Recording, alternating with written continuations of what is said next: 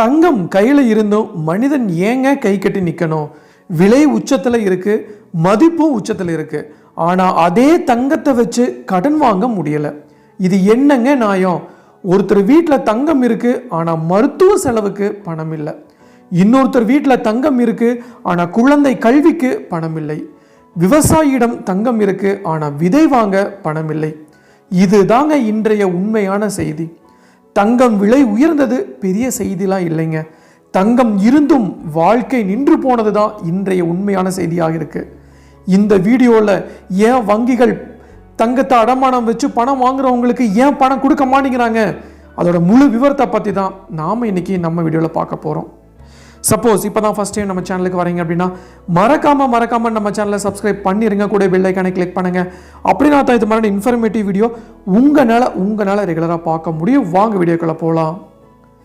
நம்ம ஊரில் தங்கம் அப்படின்னா அது வெறும் நகையெல்லாம் கிடையாதுங்க. அது ஒரு குடும்பத்தோட பாதுகாப்புனே சொல்லலாம். அது ஒரு பெண்ணின் எதிர்கால நம்பிக்கையும் கூடங்க. அது ஒரு விவசாயியின் கடைசி ஆதாரமும் கூட. நகரத்தில் இருக்கிற சில பேருக்கு தங்கத்தில் இன்வெஸ்ட்மெண்ட்டு, ப்ராஃபிட்டு, ரிட்டர்ன். ஆனால் கிராமப்புற மக்களுக்கு தங்கம் தான் ஒரு மிகப்பெரிய சர்வைவல் கூட. பேங்க் பேலன்ஸ் இல்லாத வீட்டில் கூட தங்கமே அவங்களுக்கு பேங்காக செயல்படுது. ஏடிஎம் இல்லாத ஊரில் கூட தங்கமே ஏடிஎம்மாக செயல்படுதுங்க. இப்போ அந்த தங்கத்துக்கே என்ன சிச்சுவேஷன் வந்திருக்குன்னு பாருங்களேன். தங்கத்தோட ப்ரைஸு வரலாறு காணாத அளவுக்கு உயர்ந்திருக்கு.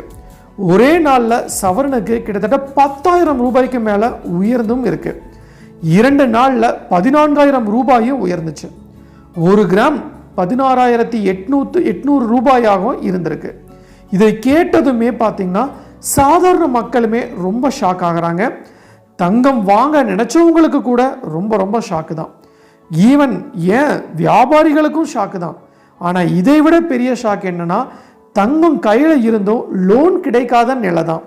இது தாங்க இன்றைய உண்மையான கதையாக இருக்கு. வேல்யூ உச்சத்தில் இருக்கு, ஆனால் பயன்பாடு சுத்தமாக இல்லை. கோஆபரேட்டிவ் பேங்க்ல நகை அடமானம் லோன் தர மாட்டேங்கிறாங்க. திருச்சி மாவட்டம் மணப்பாறை பக்கம் மக்கள் வெளிப்படையாக சொல்றாங்க, 3-4 மாசமா புதிய நகை லோன் கிடைக்க மாட்டேங்குது. பேங்குக்கு போனால் ஒரே பதில் தான் சொல்றாங்க, நிதி இல்லை அப்படின்னு சொல்றாங்க. மேலிருந்து பணம் வரலின்னு சொல்றாங்க. பழைய நகை லோன் முடிக்கப்படலை அப்படின்னு சொல்றாங்க. இதை கேட்டதுமே மக்கள் என்னங்க செய்வாங்க? வெறுமனே வீட்டுக்கு திரும்புறாங்க. ஒரு லைவ் எக்ஸாம்பிள் சொல்றேன். ஒரு கூலி தொழிலாளி தினசரி வேலை பார்த்து குடும்பம் நடத்துறவர். மனைவிக்கு திடீர்னு ஒரு மெடிக்கல் எமர்ஜென்சி, ஹாஸ்பிட்டலில் அட்மிட் பண்ண பணம் தேவைப்படுது. வீட்டில் 2 சவரன் சங்கிலி இருக்கு. கோஆபரேட்டிவ் பேங்க்குக்கு போறாரு. தங்கம் தூய்மையானது தான், வேல்யூ அதிகம் தான், ஆனால் லோன் இல்லை அப்படின்னு சொல்றாங்க. இறுதியில் பார்த்தீங்கன்னா பிரைவேட் ஃபினான்ஸுக்கு போகிறாங்க. அதிக இன்ட்ரெஸ்ட் வாங்குறாரு. மாத இன்ட்ரெஸ்ட் மட்டும் அவரோட வருமானத்துக்கு ஈக்குவலாக இருக்குது. இது ஒரு கேஸ் மட்டும் இல்லைங்க, இது டெய்லி நடக்கிற ஒரு விஷயம். இன்னொரு எக்ஸாம்பிள் சொல்லணும்னா, அதே ஒரு சிறு குறு விவசாயி விதை வாங்க வேண்டிய சீசனில் விதை வாங்க போகிறாரு. தாமதமானதுனால பயிர்காலம் போயிடும். நகை லோனும் கிடைக்கல.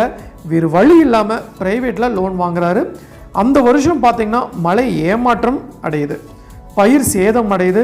அடுத்த ஆண்டு முழுக்க டெப்ட் தான். இப்படி தாங்க ஒரு அவசர லோன் வாழ்நாள் பிரச்சனையாகவே மாறுதுன்னு சொல்லலாம்.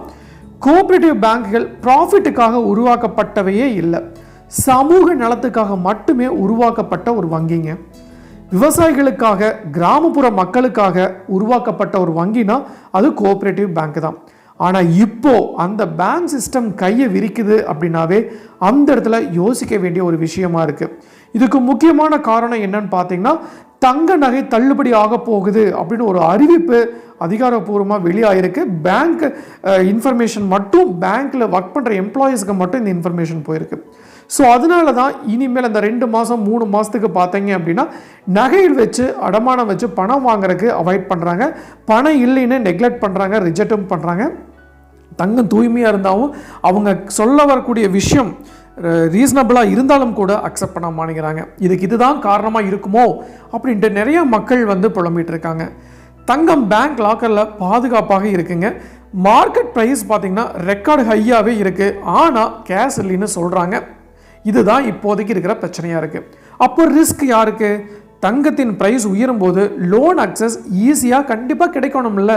ஆனால் இங்கே அதற்கு ஆப்போசிட்டாக தான் நடக்குதுங்க. இதன் விளைவாக தான் மக்கள் ப்ரைவேட் பேங்க்குக்கு போகிறாங்க, ரொம்ப ரொம்ப சிரமப்படுறாங்க மக்கள். அவங்களுக்கு எமர்ஜென்சிக்காக தான் தங்க நகையை வச்சு வாங்குறாங்க பணம். ஸோ அந்த எமர்ஜென்சிக்கு ஒரு கவர்மெண்ட் பேங்க்கில் கிடைக்கல அப்படின்னா ஆட்டோமேட்டிக்காக ப்ரைவேட் பேங்க் தான் போவாங்க. ப்ரைவேட் பேங்க்கில் மாத வட்டியும் ரொம்ப ரொம்ப அதிகமாக இருக்குது. அந்த வட்டி கட்டுறதுக்கே அவங்க வாழ்நாள் வரைக்கும் ஓட மாட்டிருக்கீங்க. ஸோ அவங்களோட சுச்சுவேஷனையும் இந்த அதிகாரிகள் நினச்சி பார்க்கணும். கவர்மெண்ட் சைடிடமிருந்து ப்ராப்பரான இன்ஃபர்மேஷன் அவங்களுக்கு கிடைக்கணும். கவர்மெண்ட் வந்து ப்ராப்பராக கைட்லைன்ஸ் கொடுக்கணும் அப்படின்ட்டு தான் நான் கேட்டுக்கிறேன். ஸோ ஃபினான்ஸ் கம்பெனிக்கு போகிறாங்க, அடகு கடை எல்லாத்துக்குமே போகிறாங்க. அங்கே இன்ட்ரெஸ்ட் ரொம்ப ரொம்ப அதிகம். ஸோ கிடன் சார்ஜஸ் இருக்குது, டிலே ஆனால் ஆக்ஷனும் இருக்குங்க. ஸோ இதெல்லாம் சேர்ந்த குடும்ப வாழ்க்கையை ரொம்ப ரொம்ப சீர்குலைக்குது. அதுவும் நடுத்தர மக்கள்லாம் வந்து ரொம்ப பாதிக்கப்படுறாங்கன்னே சொல்லலாம். ஸோ அதனால் மன அழுத்தம் வந்து அவங்களுக்கு ரொம்பவே அதிகரிக்குதுங்க. குடும்பத்தில் சண்டை ஏற்படுது, குழந்தைகளின் கல்வி பாதிக்குது, திருமணம் கூட தள்ளி போகுதுங்க, விவசாயமும் மந்தமாகுது. ஸோ கிராமப்புற பொருளாதாரம் மெதுவாக நின்று போச்சுன்னே சொல்லலாம். இது ஒரு பேங்க் ப்ராப்ளம் மட்டும் இல்லைங்க, இது ஒரு சிஸ்டம் ப்ராப்ளமும் கூட, இது ஒரு பாலிசி ப்ராப்ளமும் கூடங்க, இது ஒரு ஹியூமன் ப்ராப்ளமும் கூட. அரசு இதை வேடிக்கை பார்த்துட்டு தான் இருக்க முடியுது. ஸோ உடனடியாக கோஆப்ரேட்டிவ் பேங்க்களுக்கு லிக்விடிட்டி சப்போர்ட் வந்து கம்பல்சரி கவர்மெண்ட் தரணும் அப்படின்ட்டு நான் கேட்டுக்கிறேங்க. ஸோ நகை லோனுக்கு ஸ்பெஷல் அரேஞ்ச்மெண்ட் செய்யணும். பழைய லோன் ரெக்கவரி ஏதாச்சும் இருந்துச்சு அப்படின்னா அதை வாங்கிட்டு புதிய லோன் சாங்ஷனையும் பேலன்ஸ் பண்ணணும் அப்படின்னு தான் கேட்டுக்கிறோம். ஸோ டிரான்ஸ்பரன்சி கண்டிப்பாக இருக்கணும். ஸோ எதுவுமே ஒளிவு மறைவு இல்லாமல் ஓப்பனாக பேசிட்டாங்க அப்படின்னா அந்த இடத்துல பிரச்சனையே வந்து சால்வ் ஆன மாதிரி தான். ஸோ மக்கள் ட்ரஸ்ட்டு திரும்ப வரணும்னே சொல்லலாம். ஸோ அந்த ட்ரஸ்ட்டு போனால் கோஆப்ரேட்டிவ் பேங்க் சிஸ்டம் கண்டிப்பாக உடையுங்க. ஸோ ரூரல் இந்தியா பாதிக்கப்படும். இந்தியா நினைக்கிற மாதிரி டெவலப்மெண்ட்லாம் ஆகவே முடியாதுங்க. ஸோ கடைசியாக ஒரு விஷயம் என்ன அப்படின்னா, தங்கத்தோட ப்ரைஸ் உயர்ந்துகிட்டது இருக்கிறது பெரிய நியூஸே இல்லை. இது சாதாரண மக்களுக்கும் ஒரு பெரிய இடி அடினே சொல்லலாம். ஸோ தங்கம் இருந்து ஒரு அம்மா ஹாஸ்பிட்டலுக்கு போக முடியாத நிலை தான் பெரிய நியூஸுங்க.